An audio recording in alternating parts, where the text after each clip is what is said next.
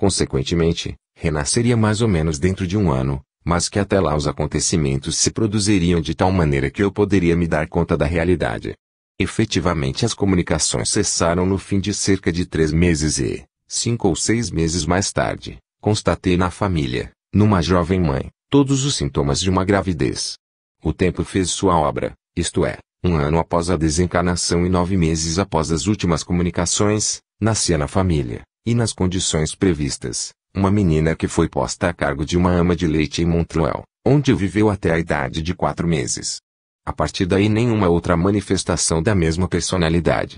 Mais ou menos na mesma época, tínhamos reuniões privadas em casa de amigas, no N-Graus 45 da Rua da República, onde indistintamente fazíamos evocações pela tipologia ou pela escrita medianímica, quando, certa noite, um espírito veio manifestar-se através da mesa, dirigindo-se à senhorita Pauline R., pedindo-lhe para escrever. Essa moça era muito boa médium escrevente. O espírito apresentou-se como tendo sido uma amiga da médium, quando esta morava numa pensão em Salins, Jura. Entrou em detalhes do que não deixavam nenhuma dúvida a respeito de sua identidade. Informou que reencarnaria em breve numa família que designou, família conhecida das moças, o que a princípio a surpreendeu muito, visto que não havia senão um filho na família.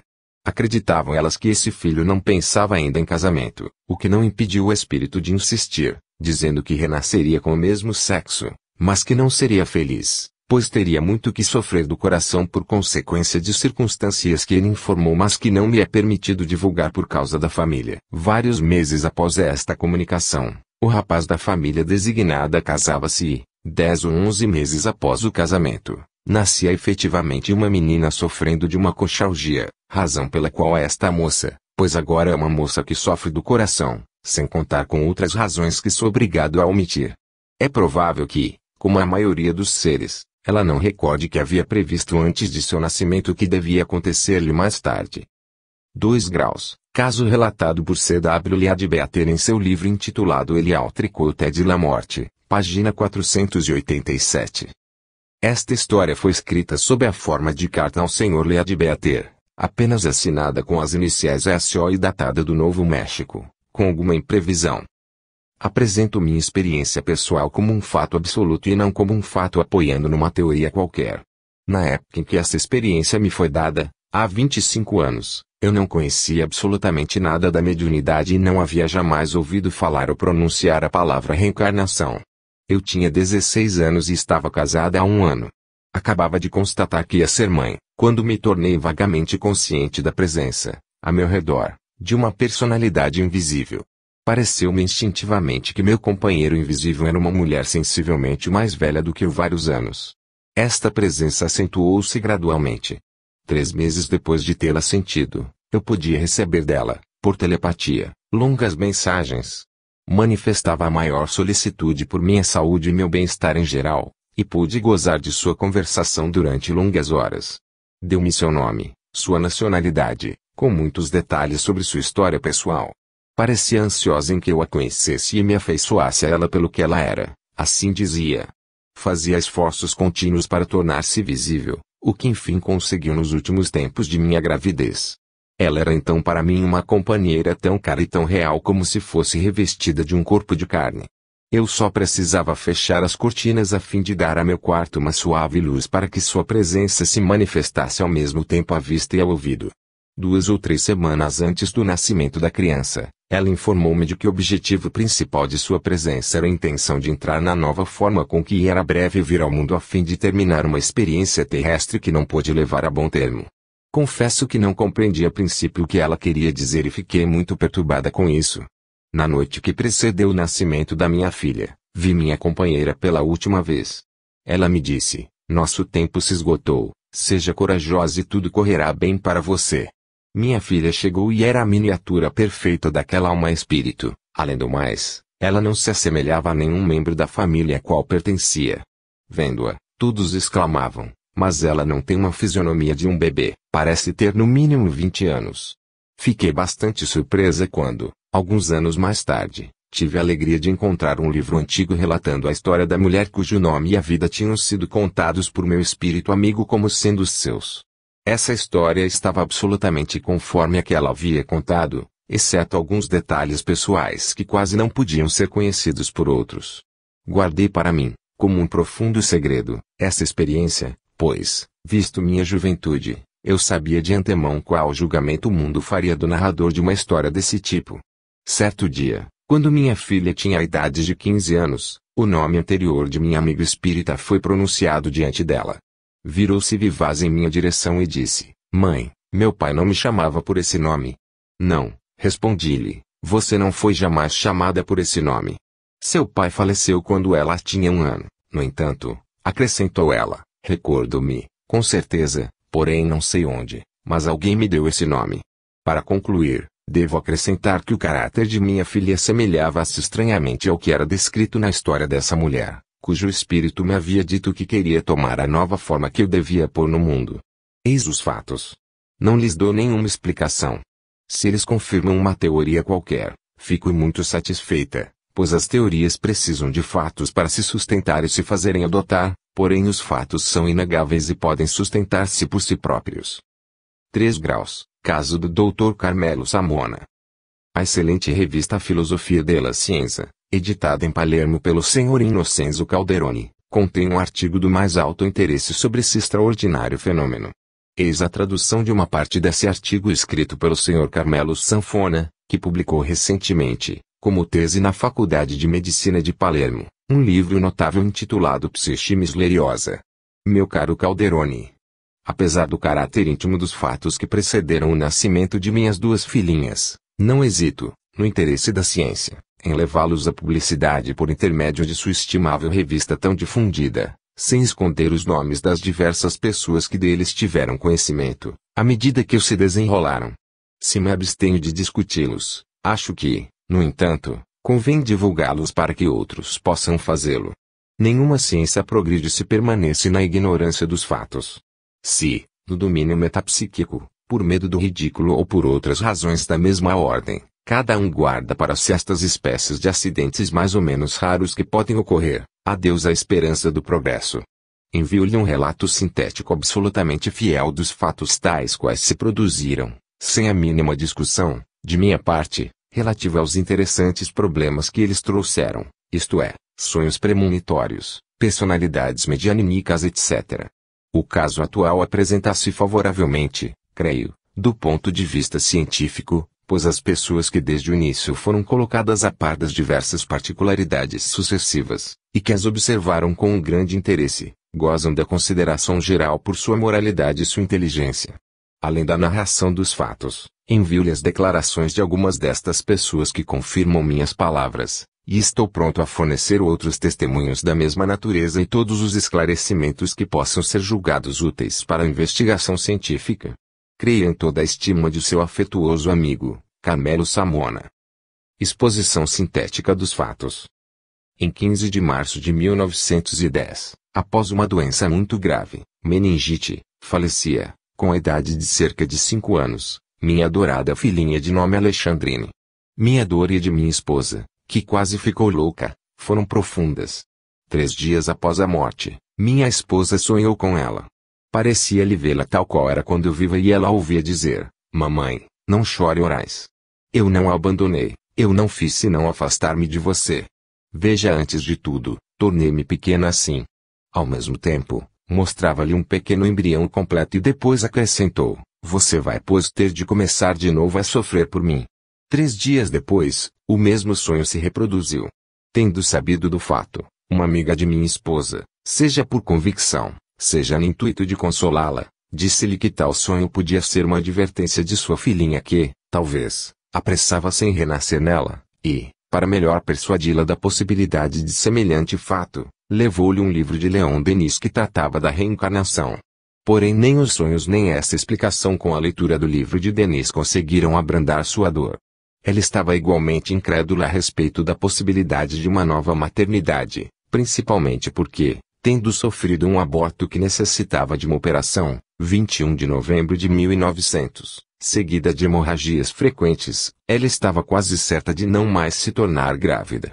Certa manhã, cedo, alguns dias após a morte de sua filhinha, chorando como de hábito e sempre incrédula, ela me dizia: Não vejo senão a atroz realidade da perda do meu querido anjinho. Esta perda é muito grande, cruel demais para que eu possa dar um fio de esperança a simples sonhos como esses que tenho, e crer num acontecimento tão inverossímil como o renascimento à vida de minha filhinha adorada por meu intermédio, sobretudo quando vejo meu estado físico atual. De repente, enquanto ela se lamentava de maneira tão amarga e desesperada e que me esforçava ao máximo para consolá-la, 3 pancadas secas e fortes, como que dadas com as juntas dos dedos pelas pessoas que desejam anunciar-se antes de entrar, foram ouvidas no cômodo no qual nos encontrávamos e que dava numa saleta. Estas batidas foram no mesmo instante percebidas por nossos 3 filhos que estavam conosco nesse cômodo. Eles, crendo tratar-se de uma de minhas irmãs que tinha o hábito de vir a horas semelhantes, abriram imediatamente a porta gritando: "Tia Caterine, entre!" Porém, grande foi sua surpresa e a nossa quando não vimos ninguém e que, olhando o cômodo contíguo mergulhado na obscuridade, pudemos constatar que ninguém havia entrado. Este incidente impressionou-nos vivamente, principalmente porque as pancadas foram dadas no exato momento do supremo desencorajamento de minha esposa.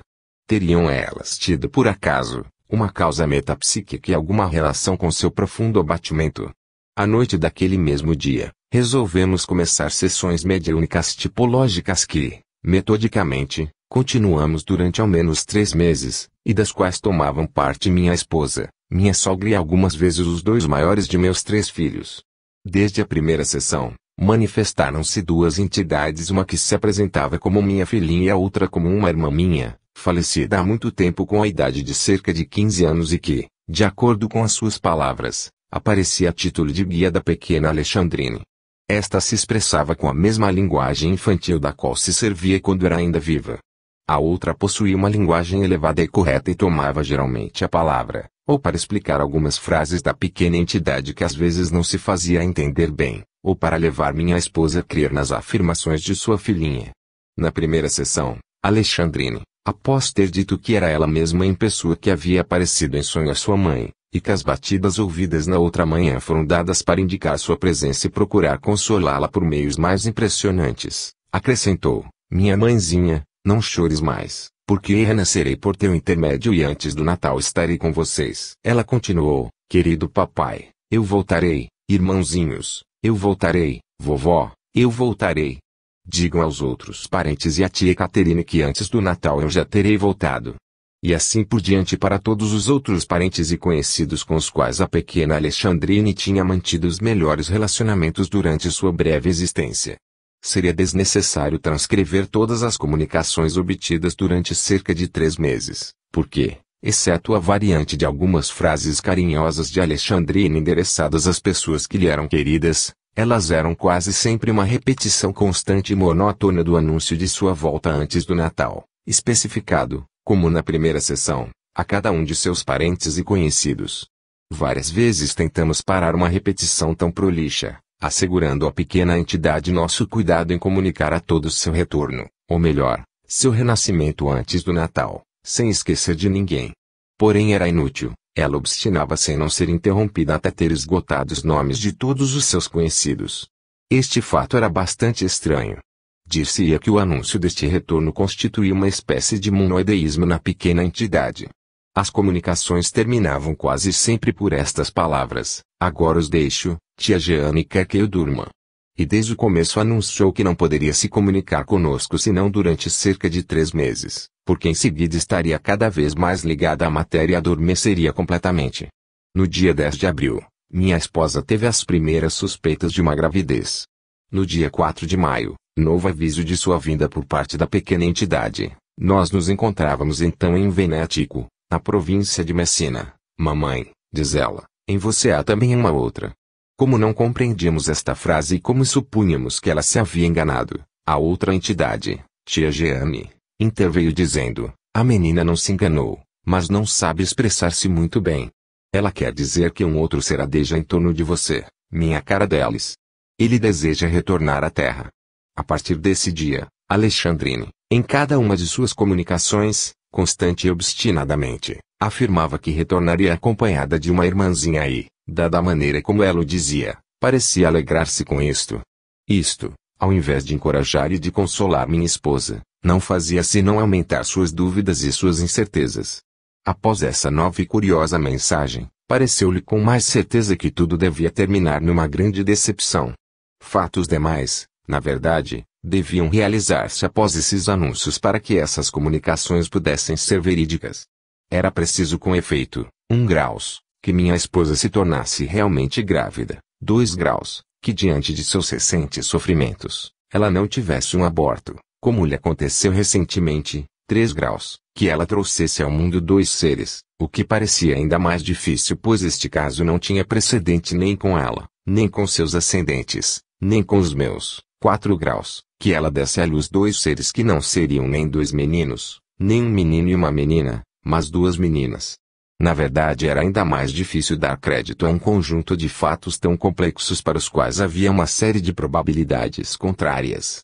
Minha esposa, apesar de todas essas belas predições, até o 5º mês viveu sempre em lágrimas, incrédula e com a alma torturada apesar de, em suas últimas comunicações, a pequena entidade ter-lhe suplicado que se mostrasse mais contente, dizendo-lhe, você verá, mamãe, que se continuar a se abandonar ideias tristes, terminará por nos dar uma constituição medíocre.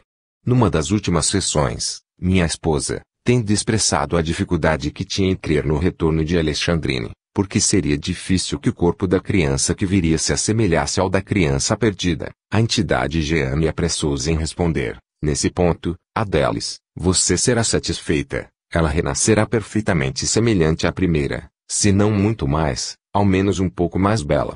No 5º mês, que coincidia com o mês de agosto, encontrávamos-nos em Spadafora. Minha esposa foi examinada por um reputado médico parteiro, o Dr. Vincenzo Cordaro, que, após a consulta, disse espontaneamente, não posso afirmar de maneira absoluta, pois neste período da gravidez não é ainda possível constatar com certeza, mas um conjunto de fatos conduz-me a diagnosticar uma gravidez de gêmeos. Suas palavras tiveram sobre minha esposa o efeito de um bálsamo, uma luz de esperança começou a despontar em sua alma dolorida e aflita, que não devia demorar a ser atormentada de novo por um acontecimento que se ia produzir. Mal entrou no 7º mês, a notícia inesperada e trágica abalou e impressionou de maneira tão viva que ela foi subitamente tomada de dores nos rins. Outros sintonias que se produziram durante cerca de 5 dias deixaram-nos ansiosos e fizeram-nos temer de um momento para outro um parto prematuro, no qual a criatura ou as criaturas que nasceriam não poderiam ser viáveis, não estando ainda aos 7 meses completos. Deixe-os imaginar os sofrimentos físicos de minha esposa e que angústia feria-lhe o coração com este único pensamento após a esperança que ela havia começado a conceber. E esse estado de espírito agravava mais as condições das coisas. Nessa ocasião, ela foi assistida pelo Dr. Cordeiro. Felizmente e contrariamente às expectativas, todo perigo foi afastado. Estando minha esposa completamente restabelecida e tendo também a certeza de que os 7 meses haviam transcorrido, retornamos a Palermo onde ela foi examinada pelo célebre médico parteiro Giglio, que constatou uma gravidez de gêmeos. Assim, uma parte, já muito interessante, das comunicações estava confirmada. Faltavam, porém, ainda muitos outros fatos importantes a serem verificados, especialmente os sexos, o nascimento de 2 meninas e a particularidade de que devia haver uma semelhança física e moral de uma delas com a morta, Alexandrine. O sexo confirmou-se na manhã de 2 de novembro, dia em que minha esposa deu à luz as meninas. Quanto à constatação da semelhança física e moral possíveis, ela certamente exige tempo, e não se poderá confirmar senão com o decorrer dos anos e à medida que as meninas cresceram. Parece, no entanto, estranho que, do ponto de vista físico, já se manifestassem certos caracteres que confirmariam a predição e encorajariam o prosseguimento da observação, e nos autorizassem a pensar que, sob este mesmo ponto de vista, as comunicações deverão verificar-se literalmente. As 2 meninas, atualmente, não se assemelham, diferem sensivelmente pela corpulência, a cor e a forma. A menor parece uma cópia fiel da morta, isto é, Alexandrine, no momento em que nasceu. Coisa extraordinária, ela tem de comum com a Alexandrine as 3 particularidades seguintes: hiperemia no olho esquerdo, leve seborreia no ouvido direito e uma leve assimetria da face exatamente idêntica que apresentava a Alexandrine no momento de seu nascimento. Dr. Carmelo Samona. O artigo publicado na Filosofia della Scienza terminava com uma série de atestados de parentes e de amigos da família Samona dizendo que eles tinham tido conhecimento, no momento em que ocorreram, dos fatos em questão. Esses atestados são excelentes para o estudo científico de fenômenos, porém é inútil reproduzi-los aqui. Para os leitores é suficiente saber que eles existem. Acrescentemos que a irmã gêmea de Alexandrine veio primeiro ao mundo, o que, de acordo com as ideias geralmente admitidas, indicaria que ela foi concebida em segundo lugar. Enfim, os 9 meses normais que teriam terminado no Natal não se completaram porque os partos de gêmeos ocorrem sempre um pouco antes. Capítulo 6. A premonição. Mostramos, nos capítulos precedentes, que certos sujeitos magnetizados não somente veem seu passado como também preveem seu futuro. Vamos examinar muitos outros fatos que permitem considerar como possível premonição. Tudo nos prova que o mundo no qual vivemos é regido por leis imutáveis. Não haveria nada de imprevisto para aquele que conhecesse o seu funcionamento. Uma inteligência que, por um dado instante, conhecesse todas as forças pelas quais a natureza é animada e a situação respectiva dos seres que a compõem, se, aliás, ela fosse tão vasta para submeter estes dados à análise, abraçaria na mesma fórmula os movimentos dos maiores corpos do universo e os do mais leve átomo. Nada seria incerto para ela, e o futuro, como o passado, estaria presente a seus olhos. O espírito humano oferece, com a perfeição que soube dar à astronomia, um leve esboço desta inteligência. Laplace, Théorie analytique des probabilités, Paris, 1304, pág. 3.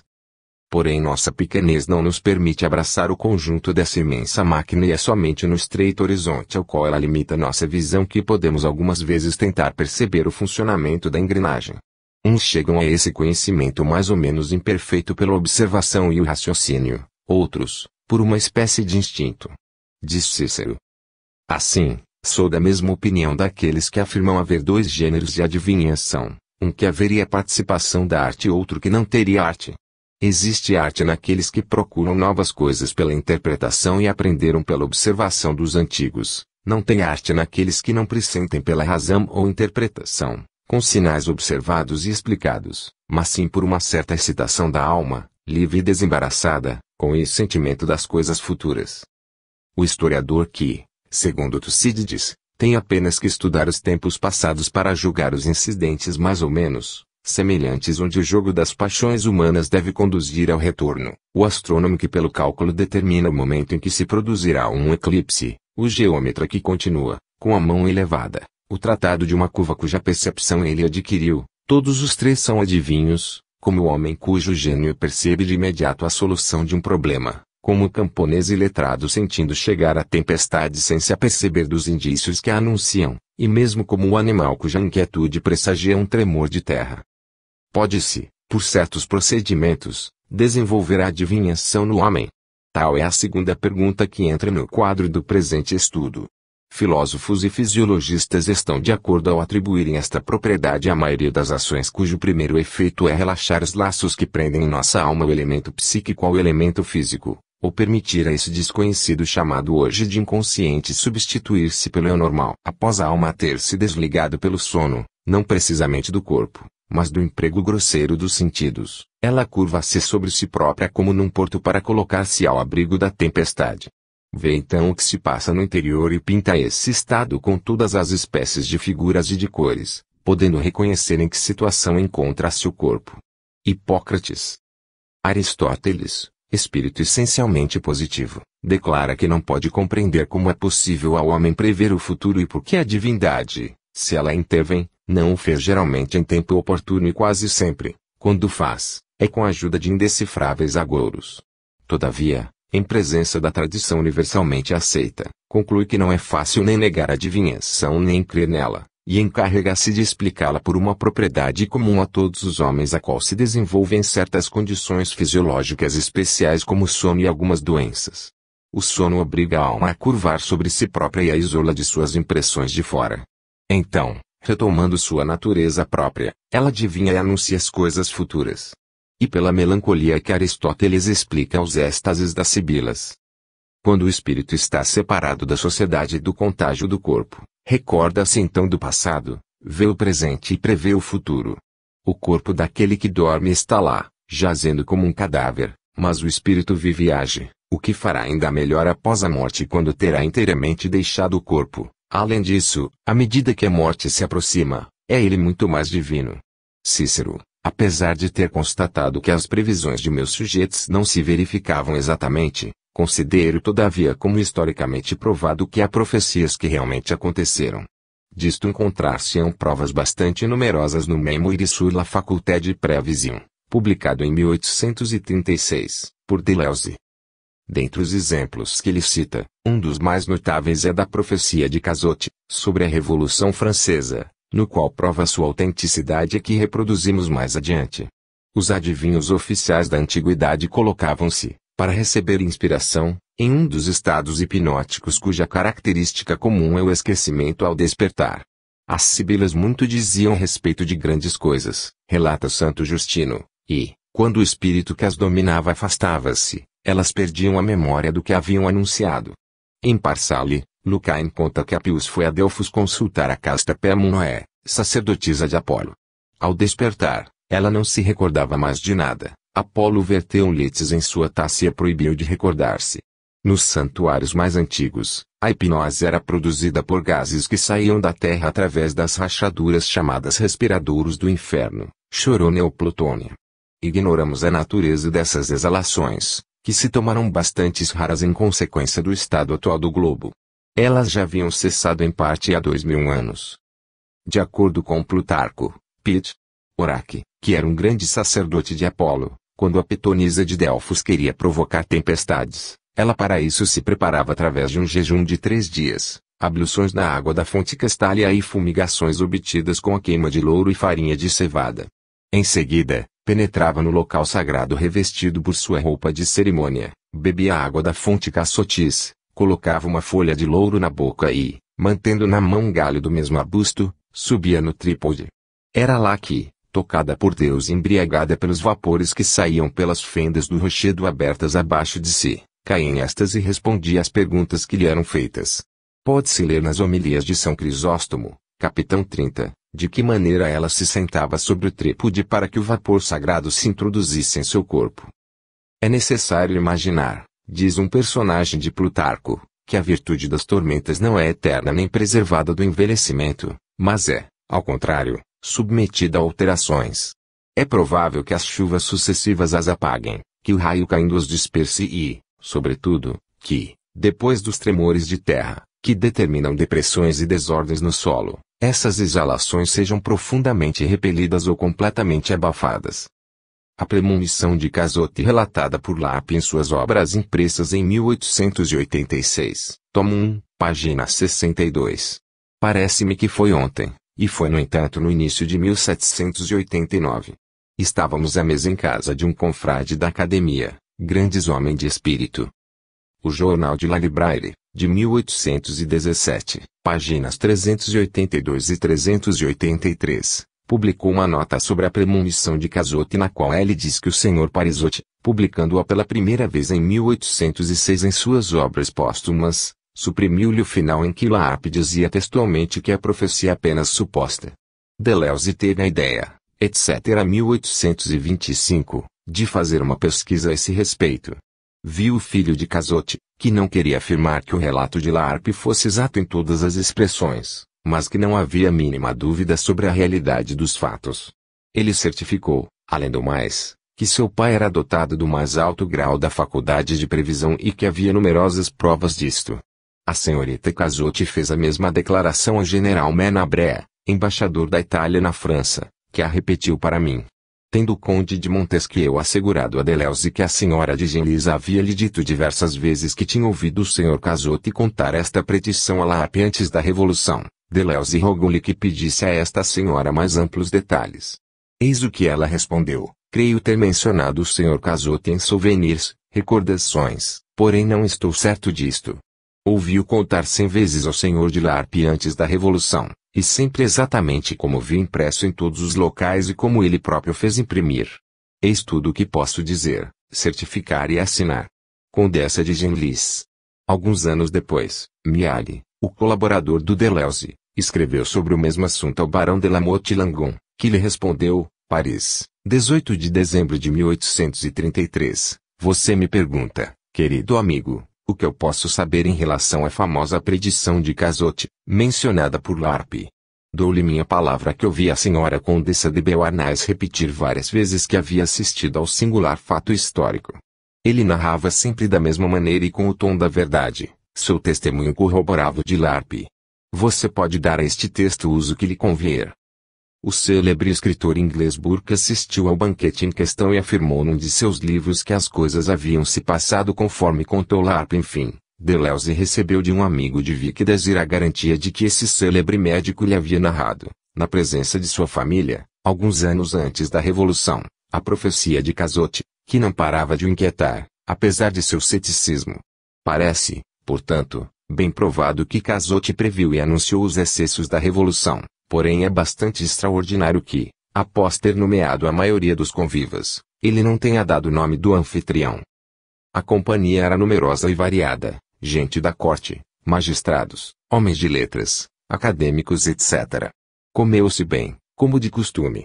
À sobremesa, os vinhos de Malvoisie e de Constância acrescentavam a alegria da companhia e uma espécie de liberdade que não mantinha sempre o bom tom. O mundo chegou pois a um ponto em que tudo era permitido para se fazer rir. Chamfort leu-nos alguns de seus contos ímpios e libertinos, e as senhoras tinham ouvido sem mesmo recorrerem ao leque. A partir daí um dilúvio de gracejos sobre a religião. Um citava uma passagem da Pucelle, outro relembrava estes versos filosóficos de Diderot, e trepas do último padre, apertar o pescoço do último rei. E aplaudia. Um terceiro levantou-se e, com o copo cheio, sim, senhores, exclamou ele, estou tão certo de que Deus não existe, como estou certo de que Homero é um tolo.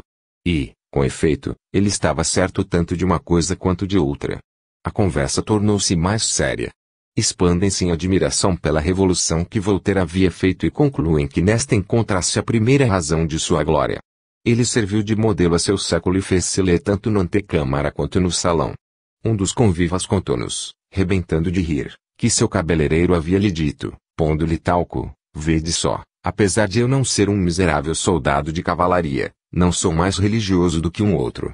Concluiu-se que a revolução não tardaria a consumar-se, que seria absolutamente necessário que a superstição e o fanatismo cedessem seu lugar à filosofia e que se tinha de calcular a probabilidade da época e quais seriam aqueles da sociedade que veriam o reino da razão.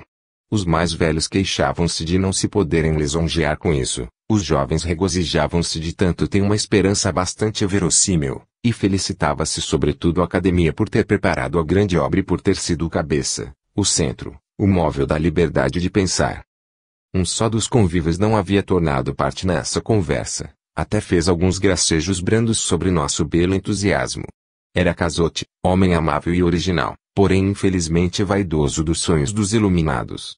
Ele toma a palavra e, com tom bastante sério, senhores, diz ele, ficais satisfeitos, vereis toda essa grande e sublime revolução que tanto desejais. Vós sabeis que sou um pouco profeta, repito-vos, vós a vereis. Respondem-lhe com conhecido refrão, não é preciso ser um grande feiticeiro para isso.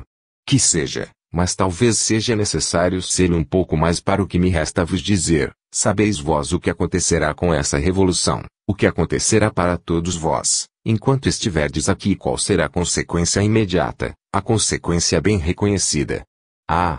Vejamos, diz Condorcet, com seu jeito e seu riso sonso é tolo. Um filósofo não fica aborrecido por encontrar um profeta.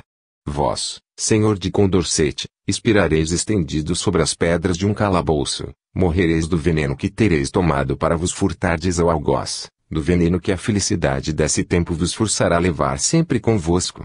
Grande admiração primeiro, porém lembram que o Boca Cazotte é propenso a sonhar acordado e dizem, senhor Cazotte, o conto que nos dás a conhecer aqui não é tão agradável quanto o vosso diabo amoreux, mas que diabo meteu-vos na cabeça esse calabouço, esse veneno e esses algozes? O que tudo isto pode ter de comum com a filosofia e o reino da razão? É precisamente o que vos digo, em nome da filosofia, da humanidade, da liberdade, sob o reino da razão que vos acontecerá de terminardes assim, e será realmente o reino da razão, pois então ela terá templos, e mesmo não haverá mais em toda a França, nessa época, senão templos da razão. Na verdade, diz Chamfort com um riso de sarcasmo, não sereis um dos padres desse templo. Espero, mas vós, senhor de Chamfort, que sereis um deles e bastante digno de o ser, cortareis as veias com 22 golpes de aparelho de barbear, e, no entanto, não morrereis senão alguns meses depois. Todos entreolham-se e voltam a rir. Vós, Senhor Vicdazir, não abrireis vossas veias, mas as fareis abrirem 6 vezes em um dia durante um acesso de gota para assegurar-vos de vosso feito, e morrereis durante a noite. Vós, Senhor de Nicolai, morrereis sobre o cadafalso. Vós, Senhor Baili, sobre o cadafalso. Vós, Senhor de Malhazerbes, sobre o cadafalso. Ah! Bendito seja Deus, diz Rocher, parece que este senhor não quer mal senão a academia. Ele acaba de fazer uma terrível execução, e eu, graças aos céus, vós morrereis também sobre o cadafalso. Oh! É uma aposta, exclamam em todo o recinto, ele jurou tudo exterminar. Não fui eu quem o jurou. Mas nós não seremos pois subjugados pelos turcos e pelos tártaros. E mais? Absolutamente não, eu já disse, vós sereis então governados apenas pela filosofia, apenas pela razão. Aqueles que as tratarão assim nascerão todos filósofos, terão a todo momento à boca as mesmas frases que recitais a uma hora, repetirão todas as suas máximas, citarão da mesma forma que vós os versos de Diderot e da Pucelle. Diziam aos ouvidos, estáis vendo que ele é maluco. Pois ele mantinha-se bastante sério. Não vedes que ele está gracejando, e sabeis que ele gosta muito de gracejos. Sim, respondeu Chamfort, mas seu gesto não é feliz, é patibular demais. E quando isso se passará? 6 anos não se passarão para que tudo o que vos digo tenha acontecido. Eis muitos milagres, e dessa vez era eu quem falava, e não me metam nisto por nada. Vós ficareis vivo por um milagre bastante extraordinário, sereis então cristão. Grandes exclamações, retornou Chamfort, estou mais tranquilo. Se devermos perecer apenas quando Lapp for cristão, seremos imortais. Por isso, diz a senhora duquesa de Gramont, somos felizes, nós mulheres, por não participarmos das revoluções. Quando digo não participarmos, não quer dizer que não participemos sempre um pouco, mas que neste ponto ninguém se prende a nós, a nosso sexo, vosso sexo, minhas senhoras, não vos defenderá dessa vez, e, apesar de não participardes de nada, sereis tratadas absolutamente como os homens, sem nenhuma diferença. Mas o que é que nos dizeis, senhor Cazotte? É o fim do mundo que pregais. Não sei de nada, mas o que sei é que vós, senhora duquesa, sereis conduzida ao cadafalso, vós e muitas outras senhoras, na charrete do algoze com as mãos presas às costas. Espero que nesse caso eu tenha menos uma carroça forrada de preto. Não, senhora, só as damas da mais alta sociedade. Que? As princesas de sangue? Damas de ainda mais alta sociedade. Aqui um movimento bastante sensível em toda a companhia, e o rosto do mestre entristeceu-se. Começavam a achar que o gracejo era forte. A senhora de Gramont, para dissipar esse mal-estar, não insistiu nessa resposta e contentou-se em dizer em tons mais leve, vereis que eles não me deixarão sequer um confessor. Não, senhora, vós não tereis, nem vós nem ninguém. O último supliciado que terá por graça será. Ele parou um momento. E então, qual será pois o feliz mortal que terá este privilégio? É o único que lhe restará, e será o rei da França. O dono da casa levantou-se bruscamente e todo mundo com ele. Caminhou em direção ao senhor Cazotte e disse-lhe em tons penetrante, meu caro senhor Cazotte, não prolongueis mais este gracejo lúgubre. Vós o levais longe demais e a ponto de comprometer a sociedade em que vos encontrais e vós próprios. Cazotte nada respondeu e dispôs-se a se retirar quando a senhora de Gramont, que desejava sempre evitar a seriedade e a fazer voltar a alegria, avançou em sua direção. Senhor profeta, que nos fala a todos de nossa aventura, não nos dizeis nada da vossa. Passou-se algum tempo em silêncio, e os olhos baixos, senhora, lestes a respeito da tomada de Jerusalém, em Josefo. Oh! Sem dúvida, quem é que não leu isto? Mas fazei como se eu não tivesse lido. Bem, senhora, durante essa tomada um homem fez, 7 dias seguidos, a volta das muralhas, à vista dos dominadores e dos dominados, gritando sem cessar com voz sinistra e trovejante, infelicidade para Jerusalém. E no 7º dia ele gritou, infelicidade para Jerusalém, infelicidade para mim mesmo. E nesse momento uma pedra enorme lançada pelas máquinas inimigas atingiu e despedaçou-o. E, após esta resposta, o senhor Cazotte fez uma reverência e saiu. O sonho do Sr. Berard.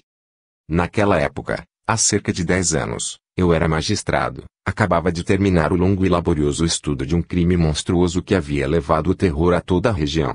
Noite e dia, desde muitas semanas, eu não havia visto, em vigília e em sonho, senão cadáveres, sangue e assassinatos. Eu tinha vindo, com o espírito sob a pressão das lembranças sangrentas, repousar numa cidadezinha de águas que dorme tranquila, triste, morosa, sem cassino barulhento, sem coches de passeio turbulentos, ao fundo de nossas montanhas verdemente guarnecidas. A cada dia eu me perdia através das florestas de carvalhos misturados às faias ou então pelas grandes matas de pinheiros. Naqueles passeios vádios acontecia às vezes de eu me perder completamente, perdendo de vista os cumes elevados que me permitiam habitualmente reencontrar a direção de meu hotel. À tardinha, eu desembocava da floresta numa estrada solitária que transpunha o colo estreito entre duas altas montanhas. O declive era rápido e, na garganta ao lado da estrada, não havia lugar senão para um pequeno regato que caía dos rochedos em direção à planície num grande número de cascatas. Dos dois lados, a floresta, sombria, silenciosa ao infinito. Na estrada, um posto indicava que a cidade estava a 18 quilômetros. Era minha estrada, porém, estafado por 6 horas de caminhada, incomodado por uma fome violenta, aspirei a pousada e ao jantar imediatos. A alguns passos de lá, um pobre albergue, isolado, verdadeira paragem de carroceiros, mostrava uma tabuleta carcomida, ao encontro dos amigos. Entrei. A única sala era fumacenta e obscura, o hospedeiro preparado como Hércules, rosto malvado, cor amarela, e sua esposa, pequena, negra, quase em andrajos, o olhar vesgo e sonso. Receberam-me à minha chegada. Pedi para comer e, se possível, para dormir. Após um magro jantar, bem magro, feito sob o olhar desconfiado e estranhamente inquiridor do hospedeiro, à sombra de um miserável candeeiro, iluminando muito mal, mas espalhando em compensação uma fumaça e um odor nauseabundos, segui a hospedeira, que me conduziu, através de um longo corredor e uma escada dura, a um quarto destruído situado acima da cavalariça. O hospedeiro, sua esposa e eu estávamos certamente sós naquele pardieiro perdido na floresta, longe de qualquer cidadezinha. Tive uma prudência exagerada até ao temor, isto vem de meu trabalho que, sem cessar, faz-me pensar nos crimes passados e nos assassinatos possíveis. Inspecionei o quarto após ter fechado a porta à chave, uma cama, ou melhor, um catre miserável, 2 cadeiras defeituosas, ao fundo, dissimulada sob a tapizaria, uma porta munida de fechaduras em chave. Abri essa porta, ela dava-me uma espécie de escada que mergulhava no vazio. Empurrei adiante, para retê-la, uma espécie de mesa de madeira branca com uma bacia em parte destruída que servia de toalete. Era para evitar que tentassem abri-la por fora. Coloquei ao lado uma das 2 cadeiras. Desta forma, não podiam abrir a porta sem fazer barulho. E deitei-me. Após tal jornada, como era esperado, adormeci profundamente. De repente, despertei sobressaltado, parecia-me que abriam a porta e que, abrindo-a, empurravam mesa. Acreditei até mesmo perceber a luz fraca de uma lâmpada, de uma lanterna ou de uma vela pelo buraco vazio da fechadura. Aflito, endireitei-me sonolento e gritei, quem está aí? Nada o silêncio, a obscuridade completa. Devo ter sonhado, sido joguete de uma estranha ilusão. Permaneci longas horas sem dormir, como que sob o golpe de um vago terror. Em seguida, a fadiga sobrepôs-se ao medo, adormeci um pesado e penoso sono entrecortado por pesadelos. Acreditei vi, em meu sono, o quarto onde eu estava aí, na cama, eu ou um outro, não sei. A porta secreta abria-se, o hospedeiro entrava com uma longa faca na mão. Atrás, na soleira da porta, sua esposa de pé, suja, em andrajos, ocultando com seus dedos negros a luz de uma lanterna. O hospedeiro, a passos de lobo, aproximava-se da cama e afundava a faca no coração de quem dormia. Em seguida, o marido, transportando o cadáver pelos pés, a esposa transportando-o pela cabeça, os dois desciam a estreita escada. Eis um curioso detalhe: o marido levava entre os dentes o fino anel que assegurava a lanterna, e os 2 assassinos desciam a acanhada escada sob a luz frouxa da lanterna. Despertei sobressaltado, com a fronte inundada por um suor frio, terrificado. Pelas venezianas desconjuntandas os raios do sul de agosto inundavam o quarto, era sem dúvida a luz da lanterna. Vi a hospedeira sozinha, silenciosa, sonsa, e escapei feliz, como que de um inferno, daquele albergue de péssima aparência, para respirar no grande caminho poeirento ar puro dos pinheiros, sob o sol resplandecente, ouvindo o canto dos pássaros em festa. Não pensava mais em meu sonho. 3 anos depois li num jornal uma nota mais ou menos concebida nestes termos: os banhistas e a população de X estão muito comovidos com o desaparecimento súbito e incompreensível do Sr. Victor Arnaldi, advogado, que, há 8 dias, após haver partido para um passeio de algumas horas na montanha, não mais voltou a seu hotel. Perdem-se em conjecturas a respeito deste incrível desaparecimento, porque um estranho encadeamento de ideias conduzia meu espírito ao sonho no hotel. Não sei, mas essa associação de ideias soldou-se mais fortemente ainda quando, 3 dias depois, o mesmo jornal trouxe-me as linhas seguintes: foram encontrados em parte vestígios do Sr. Victor Arnaldi. No dia 24 de agosto à noite, ele foi visto por um carroceiro num albergue isolado, ao encontro dos amigos. Ele dispunha-se a passar ali a noite. O hoteleiro, cuja reputação é das mais suspeitas e que, até esse dia, havia guardado silêncio sobre o viajante, foi interrogado. Afirma que este o deixou naquela mesma noite e não dormiu lá. Apesar dessa afirmação, estranhas versões começam a circular na região. Fala-se de um outro viajante de origem inglesa desaparecido há 6 anos. Por outro lado, uma camponesa afirma ter visto a esposa do hoteleiro, no dia 26 de agosto, lançar, num charco escondido sob a mata, lençóis ensanguentados. Há aí um mistério que seria útil desvendar não aguentando mais, e torturado por uma força invencível que me dizia, a minha revelia, que meu sonho tinha se tornado uma terrível realidade. Dirigi-me à cidade. O magistrado encarregado do caso pela opinião pública pesquisava sem dados precisos. Fui ao gabinete de meu colega, o juiz de instrução, exatamente no dia em que ele ouviu o depoimento de minha antiga hospedeira. Pedi-lhe permissão para permanecer em seu gabinete durante o depoimento.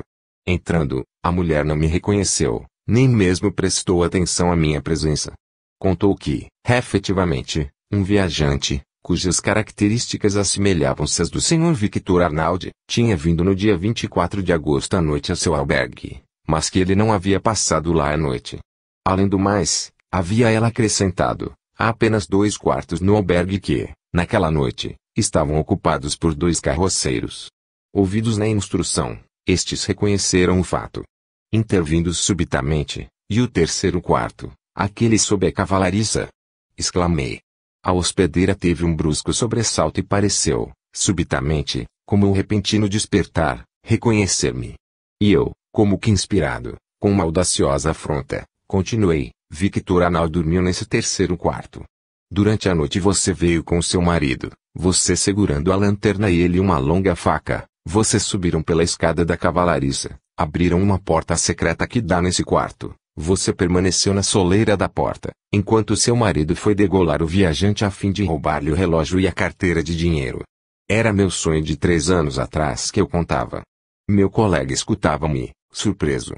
Quanto à mulher, apavorada, com os olhos desmesuradamente abertos, os dentes batendo de terror, estava como que petrificada. Em seguida os 2, acrescentei, pegaram o cadáver, seu marido segurando-o pelos pés e desceram-no pela escada. Para iluminá-los, seu marido segurava o anel da lanterna entre os dentes. E então essa mulher, terrificada, pálida, com as pernas tremendo, você então viu tudo. Em seguida, esquiva, recusando-se a assinar seu depoimento, fechou-se num mutismo absoluto. Quando meu colega reproduziu para o marido meu relato, este, crendo entregue por sua esposa, como uma horrível blasfêmia, essa ela vai me pagar. Meu sonho era pois bem verdadeiro e tornou-se uma realidade, uma sombria e terrificante realidade. Na cavalariça do hotel, sob um espesso monte de estrume, encontraram o cadáver do infortunado Victor Arnaldi a seu lado moçada humana, talvez a do inglês desaparecido há 6 anos, em condições idênticas e também misteriosas. Os casos de Cazotte e de Berard são tão bonitos quanto se poderia desejar, são até bonitos demais para que não se possa desconfiar que o escritor tenha arranjado detalhes para melhor tocar o espírito dos leitores. Eis, no entanto, uma observação feita por um médico e que não deixa nada a dever às precedentes. Ela é do Dr. Naro Fage, de Ambarés, e relatada pelo Dr. Thibault em sua tese intitulada Essai psychologique et clinique de la sensation du déjà vu. Observações do Sr. X. Pelo Dr. Fage. O Sr. X, engenheiro, antigo aluno de Politécnica, ocupando um alto cargo, homem de grande inteligência, boa cultura, é bastante sensível, muito afetuoso e um pouco neurastênico. Teve a infelicidade de perder sua primeira esposa, de quem cuidou com grande devotamento, e foi bastante sensível a essa perda dolorosa. Não tinha certamente nenhuma ideia de casar-se novamente e, no entanto, em dado momento, sua esposa havia-lhe recomendado fazê-lo e havia até designado a pessoa, que o Sr. X. aliás não desposou. Cerca de 3 ou 4 meses após esse acontecimento, o Sr. X. tinha então 47 anos e teve durante alguns dias obsessões matrimoniais. Essas obsessões ou alucinações manifestavam-se sob a forma de sonhos, sobretudo durante a noite, às vezes mesmo durante o dia, se o Sr. X. adormecia. Em seu sonho, quase sempre idêntico a si próprio, ele viu uma jovem com a qual o levavam a casar-se. Quem o levava a casar-se? Um pouco todo mundo, à força das coisas. O Sr. X. não queria ouvir falar em casamento, resistia, lutava contra as insistências e despertava abatido por esses sonhos obsessivos. Uma outra vez falaram-lhe dessa jovem, era uma pessoa de muito boa família, que não quis jamais se casar e tinha, por consequência, atingido certa idade, permanecendo sempre perto de sua mãe doente, de quem cuidava com admirável devotamento e abnegação levados ao último grau. Logo, sempre era seu sonho, o Sr. X. passa a resistir menos. Escuta os conselhos que lhe dão sem rejeitá-los sistematicamente, em seguida, a narração das perfeições da pessoa, ele aceita vê-la. A mãe dessa pessoa possui uma propriedade, um campo, em tal região, que não podemos designar, e, em seu sonho, o Sr. X. via-se chegar a esse campo e via, numa leia, avançar em sua direção uma jovem de aparência modesta e discreta que o recebia. Seu porte e sua graça fizeram desaparecer as íntimas hesitações do Sr. X. Deu-se o casamento. Depois, para coroar sua felicidade, nascia uma menina que se chamava. O Sr. X. tivera em sua existência vários outros sonhos, porém nenhum apresentava essa intensidade de vida, essa nitidez, essa sequência lógica de acontecimentos que se encadeavam.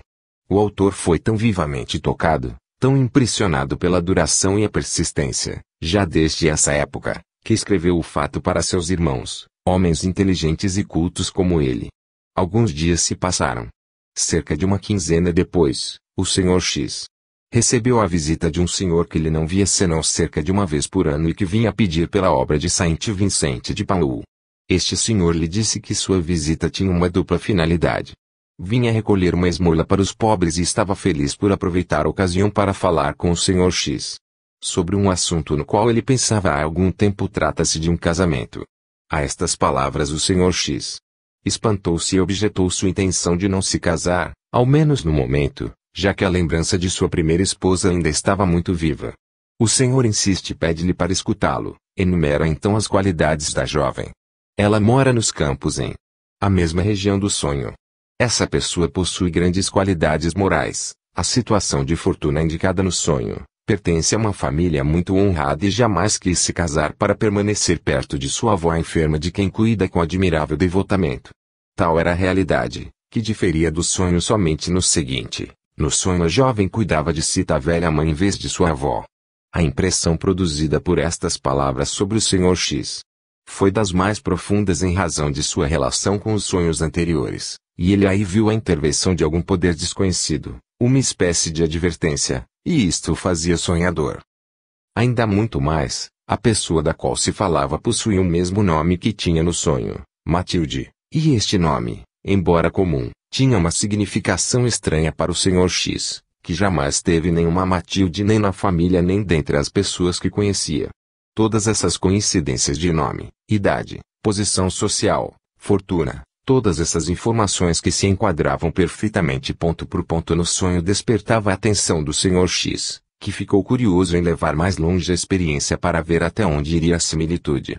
Ele aceita então uma entrevista e vai ao campo de. Porém, não conhecendo absolutamente a localidade, é obrigado a perguntar o caminho onde se encontra a propriedade da Sra. Y. Indicam-lhe numa esquina de estrada. Lá chegando, ele encontra a teia de árvores de seu sonho e uma jovem que passeava vindo em sua direção. Ora, Traço por traço, essa jovem correspondia à visão do sonho. O Sr. X fica confuso. Tocado por todas essas circunstâncias, creio em alguma advertência do alto e dispôs a jovens. Quando a Sra. X torna-se mãe, o médico da família, um de nossos mais ilustres cirurgiões parteiros de Bordeaux, procurava predizer o sexo da criança de acordo com as batidas do coração fetal. Inútil, doutor, será uma menina. E foi com efeito uma belíssima menina que ainda deram o mesmo nome dado no sonho. Nesta circunstância houve concordância perfeita entre o sonho e a realidade. Acaso fortuito, diriam, simples coincidência. Isto poderia ser objetado se tratasse apenas de um sonho de casamento, porém aqui os mínimos detalhes concordavam, coincidiam com uma precisão maravilhosa, sobre a qual esta observação bastante abreviada não pode dar ideia precisa, pois há detalhes do que conheço e não posso divulgar afirmo, porém, que jamais conheci um fenômeno assim de previsão. O Sr. X, aliás, passou em sua vida por outros fatos do mesmo gênero, mas nenhum com tal nitidez. Eis agora uma história análoga contada por Flammarion e que parece provar que, segundo a expressão popular, há casamentos traçados pelo céu. O sonho de Émile de Labédolière. Quando eu me iniciava no jornalismo, em Paris, tinha por colega no Siècle um escritor charmoso, de caráter muito amável que se chamava Émile de Labédolière. Seu casamento foi devido a um sonho premonitório. Numa cidadezinha do centro da França, em La Charité-sur-Loire, província de Nièvre, havia uma jovem encantadora de graça e de bondade. Era, como a Fornarina de Rafael, filha de um padeiro. Vários pretendentes aspiravam à sua mão, e um deles possuía grande fortuna. Os pais o preferiam. Porém a senhorita Angèle Robin não o amava e o recusava. Um dia, devido às instâncias da família, foi à igreja e pediu à Virgem Santa que a viesse ajudar. Na noite seguinte, viu em sonho um jovem vestido de viajante, com um grande chapéu e óculos. Ao despertar declarou aos pais que recusava terminantemente o pretendente e que esperaria, o que lhes pôs na cabeça 1000 conjecturas. No verão seguinte, o jovem Émile de Labédolière foi levado por um de seus amigos, Eugène Lafaure, estudante de direito, a fazer uma viagem ao centro da França. Passara em La Charité e vão a um baile de caridade. À sua chegada, o coração da jovem bate tumultuosamente no peito, suas faces colorem-se de um vermelho encanado. O viajante anota, admira-a, ama e, alguns meses depois, estão casados. Foi a primeira vez em sua vida que ele passava por aquela cidade. Frequentemente o profeta mostra-se de forma ambígua.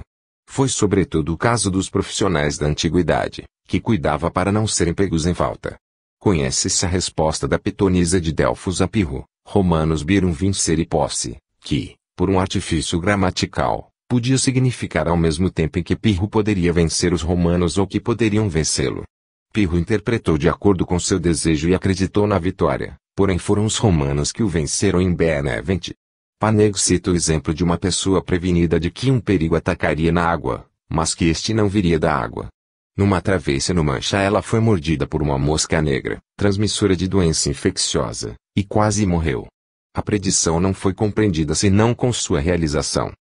Outras vezes, a predição não se dá senão em parte, ora por ser inexata, ora porque a advertência dada tenha permitido tornarem-se precauções que impedem sua realização. Exemplo, uma mulher é perseguida por um sonho vivo, claro e persistente, onde se vê queimada viva com seu marido num incêndio. A cada repetição desse sonho, ela adverte ao seu marido, que, a instâncias suas, acabe por deixar a casa com ela. No dia seguinte recebe um telegrama anunciando-lhe o incêndio total de seu domicílio. Isto mostra que o futuro pode ser modificado, e terei ocasião de voltar a esta constatação. Eis agora alguns outros exemplos de previsão sob formas diversas. O sonho da Duquesa de Hamilton. O caso da Duquesa de Hamilton é bastante característico, tanto pela precisão quanto pela ausência de finalidade. Essa senhora teve um sonho no qual viu o conde de L. doente naquele momento, sentado numa poltrona como que tomado por um ataque. Ao lado dele havia um homem de barba avermelhada e uma banheira em cima da qual se encontrava uma lâmpada vermelha. O conde L. morreu 15 dias mais tarde e uma pessoa pôde confirmar a exatidão e a precisão da visão da Duquesa de Hamilton. Trágico pressentimento. Londres, 1 graus de junho de 1907. Telegrafam de Nova York. Um terrível incêndio aconteceu no quarteirão dos bilionários, em Long Branch, Nova Jersey, Estados Unidos. A casa pertencia ao Sr. Walter Schiffer, rico fabricante de charutos, e foi completamente destruída. Suas duas filhas assim como a governanta faleceram. Logo que a notícia foi comunicada aos